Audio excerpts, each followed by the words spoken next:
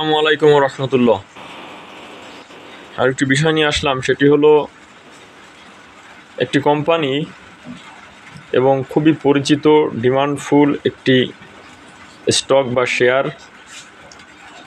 কয়েক মাস আগে শুনেছিলাম যে কোম্পানিটির উৎপাদন বন্ধ হয়ে গিয়েছিল হঠাৎ করে, এবং এটা আনএক্সপেক্টেড ছিল যে এত ভালো কোম্পানির উৎপাদন বন্ধ হয়ে যাওয়া, যেটা তার ইনভেস্টরদের জন্য কোনোভাবেই সুখকর ছিল না। 31শে জুলাই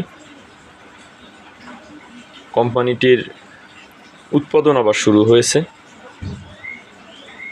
এবং একটা চুক্তির মাধ্যমে উৎপাদন শুরু হয়েছে।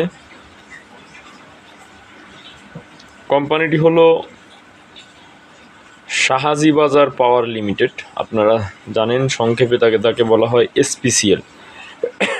এই কোম্পানিটির জালালাবাদ গ্যাস ট্রান্সমিশন অ্যান্ড ডিস্ট্রিবিউশনের সঙ্গে জালালাবাদ গ্যাস